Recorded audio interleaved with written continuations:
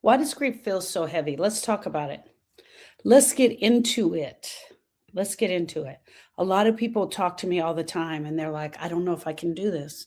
I don't know if I can do it. Why does grief feel so heavy? And what are you doing right now that is not working for you? That's what I want to talk about. Let's tell the truth about grief, because until we start telling the truth about grief, we're not going to be able to move this grief, friends.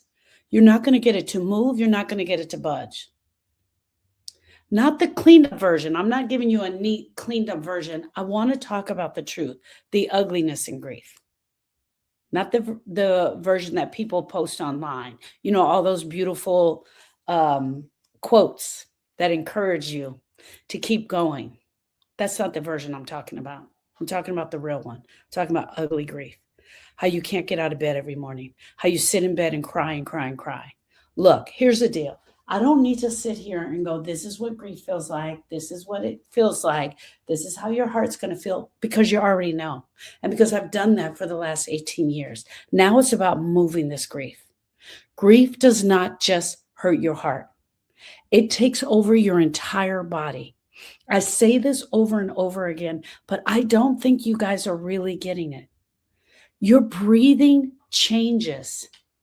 Your sleep falls apart. Everything changes in your grief. You are no longer able to sleep the way you did. You wake up. And even if you're not waking up completely and consciously, your brain is waking you up. And sometimes when you wake up, you have that thought, oh yeah, that happened. Because for most of us, we are not able to navigate through the grief because the brain is taking control of this thing. When I tell you your breathing changes, your breathing changes. The lungs that we have sitting just behind our heart. Hey, look, y'all, I'm not an artist, right? But the lungs we have sitting just behind our heart, they start to get affected. Your sleep starts to fall apart because your brain keeps waking you up. Your brain keeps waking you up because you're not steady. You're not steady. It has dreams. It remembers. This heart, your heart is sending messages to the brain that this hurts. It says, this hurts. Help me. This hurts. Do something about it. Your heart is sending these messages all night long. And as the heart is sending these messages, your brain continues to wake up. Your focus disappears. Your focus disappears. It's not what it used to be. I want to rewrite this because my marker is better. It's sending the message right here. This hurts. Your focus disappears. And your patience gets really short. I'm going to put your patience here.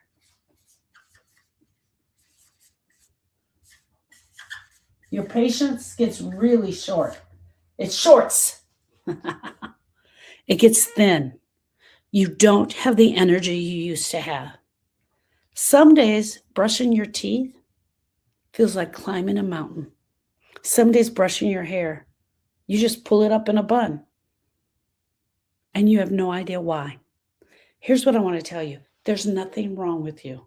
There is nothing wrong with you. We call all of this is called grief. It's all called grief, friends.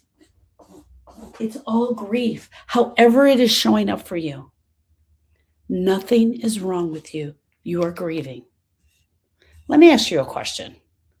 When your body feels heavy, like you just can't even move, what do you usually tell yourself about it?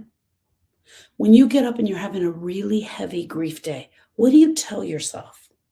What are you saying to make yourself go and do these things? How do you keep moving? How do you keep motivating yourself? And if you're having all of this and you still have to go back to work, how are you even getting up, getting dressed, and getting in the car and going to work? I have another question for you. Who taught you how to grieve the way you're supposed to grieve? Did you know that there's an exact way to grieve? Did you know there's a way to look at this brokenness in your heart?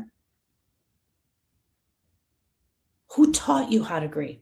What is the definition of grief? What is your definition of grief? Is your definition, I'm just going to feel like shit for the rest of my life? Because that's a definition, and you absolutely can have it, and you can absolutely live in that definition, but you don't have to. You don't have to. Grief is a full body experience, but most people were never told that. We're never told that. And when we understand what's going on in the body, it makes a difference for us. Grief is an emotional experience that takes place here.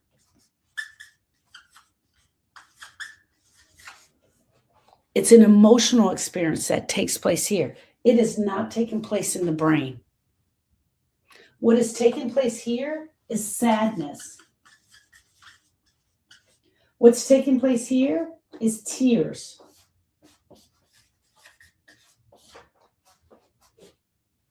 Missing them. I'm missing him. Missing them takes place here, not here. But for most of you, you are here. What can I do to move this? Why don't I not act like this? Let me fake this. Let me resist this. Let me pretend like it's not happening.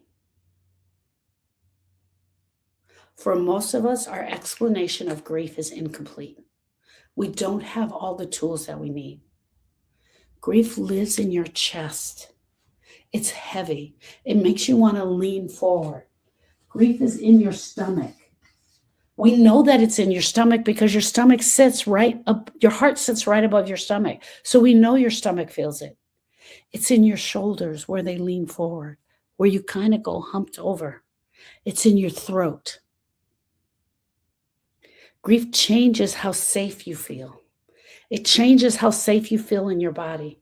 It changes how safe you feel in your body and how the safeness feels in the world, how you show up in the world. When no one explains this to you, people start thinking that they're broken. Their brain starts to tell them, you are broken. You are broken.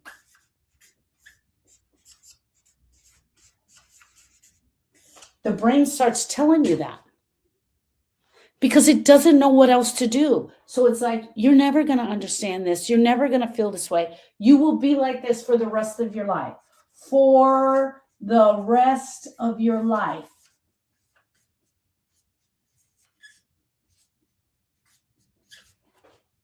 That's coming from the brain. The brain is telling you that. Here's what I want you to know. This is a lie. It's not true. You will not be like this for the rest of your life. Will you miss your person? Absolutely. Absolutely.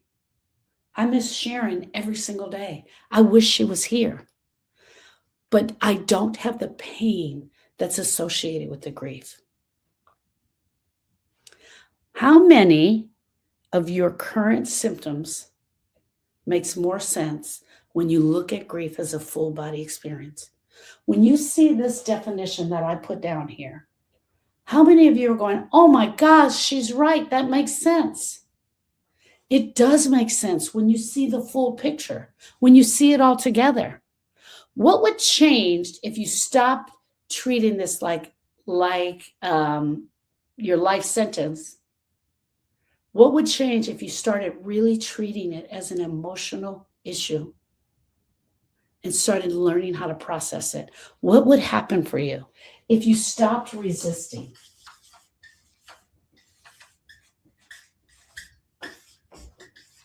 What would happen if you stopped pretending and stopped avoiding the grief? What would happen if you stopped doing all of that? And one other thing is reacting to the grief. What if all of this stopped? What would change for you? This is where so many people get it wrong. They think the pain is the problem. They think the pain of grief is the problem. The pain is not the problem. I'm going to tell you this again. So many people think this pain of grief is the problem to be solved. The pain is in your body's honest response. The pain is you saying, I love him. I need him.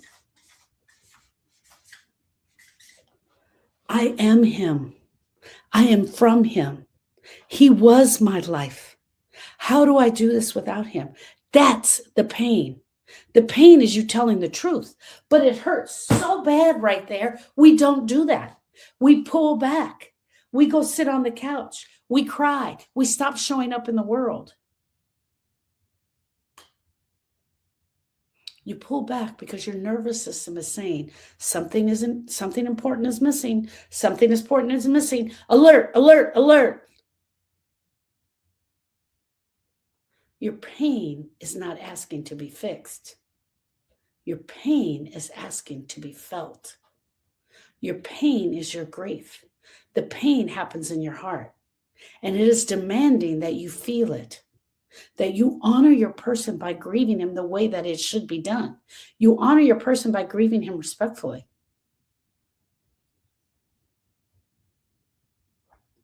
Why are you trying to fix yourself instead of feel your emotions? Why? I'll tell you why. I'm going to answer the question myself, because most of you didn't know. You didn't know. You don't know that you are supposed to be feeling all of this. Look how ugly that is. Look how messy it is. Look how crazy it is. And that label is absolutely right. Most of you didn't know you're supposed to go through this every day. You got to go through it every day. You got to feel these emotions, understand the emotions. How much energy are you using right now to just get away from the pain? You're using so much energy to get away from this. It's making all of this worse. I want to tell you how I know it. I know this to be true because it was me. This was me. This is how I used to be. What would it look like if you had guidance and understanding? If you could come into a classroom and sit with an instructor and she break grief down to you? How many times have you had to learn something new in your life? Something that I truly believe is I believe that when we were born and we came here, we had the ability to grieve. But over time, it's taken from us. And that's one of the things that I teach you. One of the biggest mistakes that most grievers make is avoiding the pain. And I know why we do it. Because we're trying to survive. We're trying to survive. We're trying to function in a world that doesn't make sense anymore. You look out at the world and you're like, this world doesn't make sense to me. You're trying not to fall apart. So you are so smart, you got tools for not falling apart. You have tools for it, right? So I'm going to put your reminder here because this is us. We have tools for doing this. We have tools for avoiding. Stay busy. Stay busy. Numb out.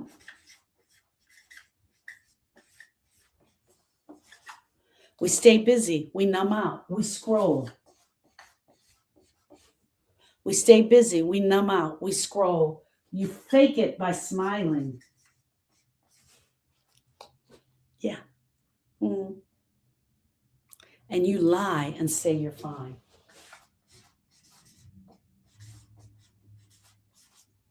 All of this is coming from the brain. All of this is coming from the brain. And when we numb out, we use wine. We use chocolate chip cookies. We use people to keep us busy. We do all of the things. And I'm telling you that avoidance makes sense. Avoiding grief makes sense. But avoidance does not make grief smaller. It makes it louder. The grief is louder because you've avoided it. Because you've avoided the grief, it just got louder. And most of us are avoiding our grief without even realizing that's what we're doing. We don't even realize that's what we're doing. What symptoms keep showing up for you no matter how busy you stay? Is it the pain in your heart? Is your brain overthinking? Is it the exhaustion? Is it that confusion? Is it the numb? What symptoms keep showing up for you? Here's what I want you to know. What you avoid doesn't disappear. Just because you're avoiding this pain in your heart, just because you're avoiding this, it doesn't disappear. It seeps into other areas of your life. It seeps into other areas of your life. It shows up as irritation. It becomes anxiety. It becomes exhaustion. It becomes massive brain fog. It seeps into your sleep. It affects the way you eat. It affects your ability to live a normal life, to live a typical life. It starts to affect every area of that. Your body starts to hold onto everything that you're not allowing it to feel. When you're avoiding, it stretches the grief out louder. It stretches it out louder. How long have you been waiting for grief to get better on its own? How long have you been waiting for this grief to get better on its own? Just let time pass and it'll get better. How much time have you been waiting? How long ago was your loss? And within that time, what has actually changed? You might be sleeping better. You might be able to say their name. You might not cry as often, but you still feel it. And we're at that time of year where that is really coming up. These holidays are going to kick our butt. What has time alone actually changed for you?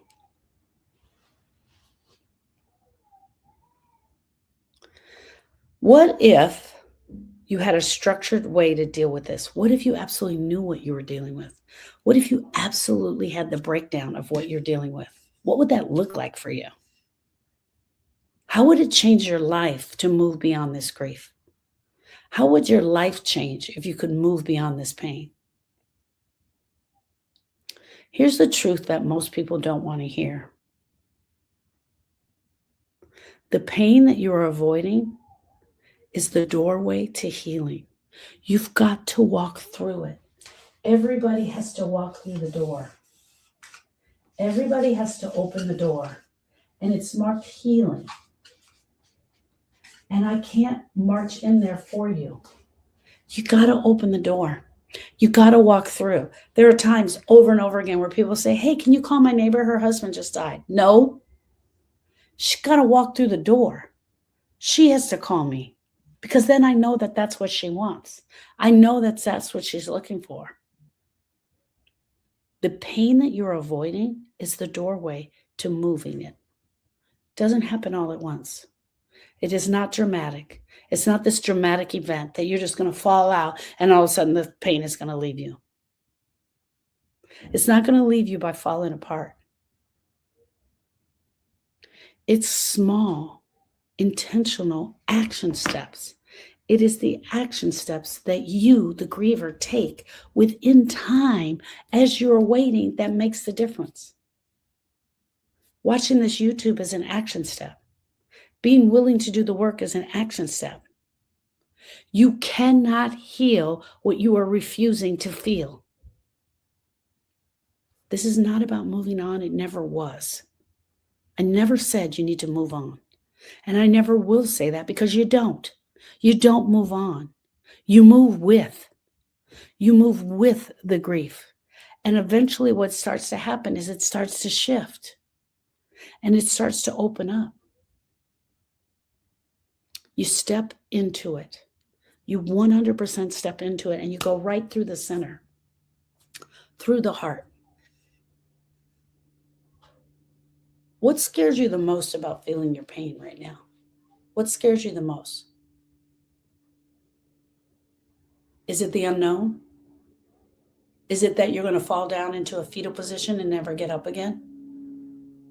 Is it the people around you who won't support you? What is scaring you the most? Not knowing. I'd be scared as hell because I don't know. It's why I went on a mission to find out everything I could about grief and loss. You guys, when I tell you that I expected a social worker to show up and that she was going to have the answers and she was going to tell me everything that I needed to know, let me say it again. I expected a social worker to show up with all the answers, and she never came. She never came. So I went on a mission to find out everything I could for my sister, because I literally was one of the people that thought she was broken. I thought she was broken. What if you didn't have to do it all at once? What if you didn't have to do it all at once?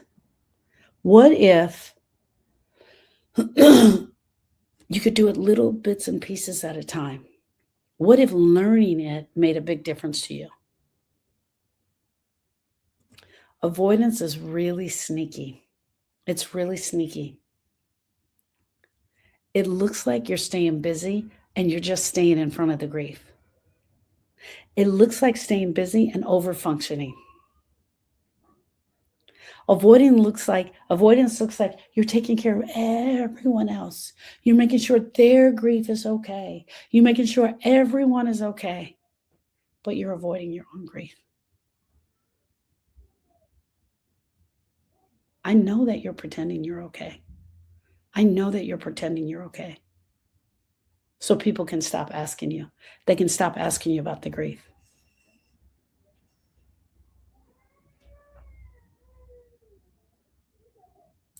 Avoidance looks like responsibility. It looks like you're being responsible with your grief. It looks like you're being productive, but you are so far away from it. And the further you get away from it, it's going to be harder for me to pull you back into it. Because I have met grievers that have gotten so far past the point that they are choosing to stay in this pain. They want to stay in the pain. I was one of them. I wanted the pain to stay because I thought that if I got rid of the pain, I was getting rid of Austin. I was going to forget him. When I tell you, you will not forget your person. You will remember every story. You will not forget your person. You will remember every story. Because here's the deal, friends. Your body knows the truth. It knows that you're bullshitting. It knows that you're bullshitting. And you're trying to bullshit yourself, and you're bullshitting the public. Moving past this pain is up to you. Who are you pretending to be okay for? Your mom? Your dad? The kids? Your spouse? Your body knows. It knows you're pretending. And tell me what happens when you finally slow down. When you stop taking care of everybody else. When you stop pretending everything is okay. And when you sit on that couch at night when the house gets quiet, what the hell happens? The flood starts. The energy starts. What the hell happens to you when everything gets quiet? How long do you think you're going to be able to keep this performance up of everything being okay? When I tell you there is a different way to live, there is a different way to live. When I tell you that your body is carrying what your mouth never says, your body is carrying what your mouth never says. This hurts. This sucks. I can't do this anymore. And that's why grief feels so heavy. Not because you're weak, because you are carrying it alone and you are not moving in the right direction. I'm sorry, I got to say it. I got to say it. You're not moving in the right direction. You never were, because we were never taught how to do this. It's not your fault. And I know I'm the lone star out here saying, hey, we've been doing this grief thing wrong. But let me tell you this, I've been doing it for 19 years. For 19 years, I've been saying the same thing. Why are you holding this by yourself? Why? At least check it out and see if it makes sense. Who knows the truth of what you're doing? Who knows the truth of how you're avoiding? What would support look like for you if you had true support? If you had a group of other women who are also grieving? If you had an instructor who was showing you how to get through? If you could come to a lecture and see a lecture on grief and start to understand the definition of grief? If you could meet in that classroom at the grief school 3 times, 2 hours on Thursday and 1 hour on Tuesday, what would that look like for you? What is the support that you're trying to get for yourself? I want to talk about what to do instead of pretending, avoiding, faking, and acting like you're okay. Let's talk about what's actually doable. Not a huge breakthrough, but what's doable. Not a complete emotional overhaul. Just 5 minutes. 5 minutes. Set your timer. Sit somewhere quiet and ask yourself 2 questions. 5 minutes, timer, 2 questions. What am I feeling right now? What am I feeling right now?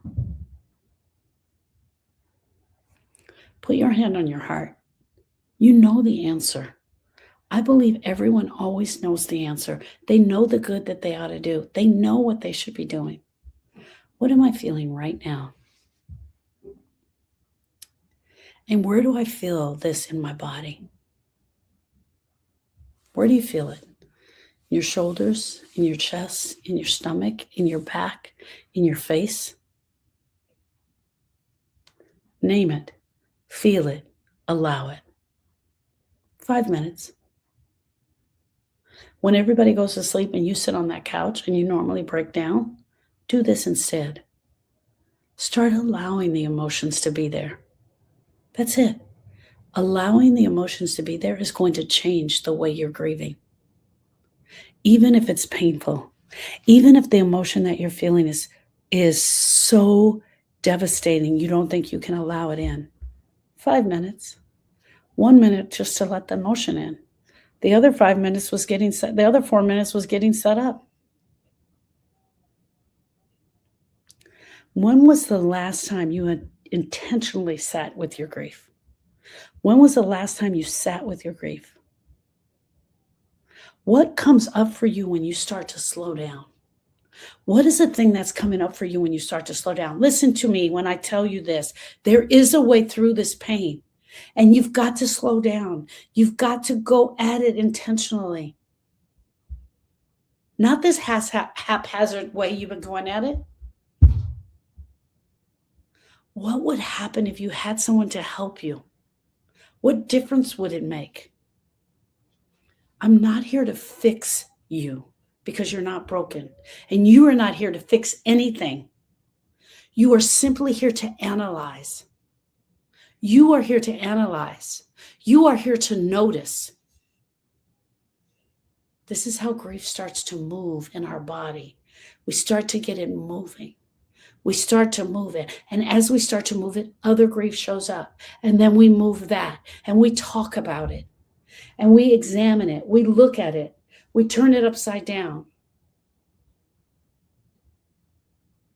Small moments of honesty will teach your nervous system that it is safe to feel these negative emotions.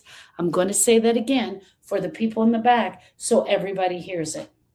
Small moments of honesty will teach your nervous system that it is safe to feel negative emotions. This is where healing begins, not over there avoiding it and pretending like you don't have it. It begins right here by allowing it and feeling it. Small, little, correct actions that you, the griever, takes.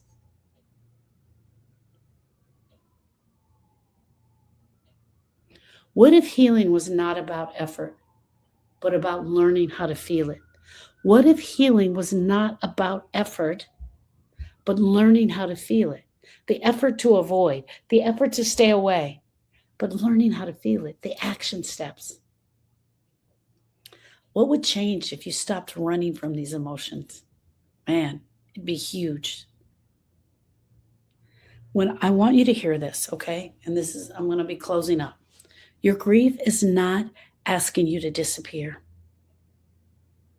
Although you, the griever, are forever changed and you will never be the same again, I believe that to be true. Your grief is asking you to show up gently, honestly, and get support. You do not need to carry this alone. You were never meant to carry this alone. Grief was always meant to be done in community. And you don't need to guess your way through this. There is a way through. There's a way through the pain. And it starts with you learning the true definition of grief and how to process this pain instead of avoiding it. And that's exactly what I teach in processing the pain of grief. And it was built for you. And it came about after my sister lost her 21-year-old nephew, my 21-year-old nephew, her second child. He died in a motorcycle accident. And when I saw the grief show up for her as resistance, as avoiding, and as pretending, is when this came about. Friends, when I tell you, there is a way through. My name is Sharon Brubaker. I'm the owner of the Grief School. I created the Grief School because I want you to know you don't have to sit in this pain, and you sure as hell don't have to sit in it alone. I'm here. Click the link. You coming? Come inside the classroom. I'll be waiting for you. Thank you, friend. Thank you. Thank you for listening.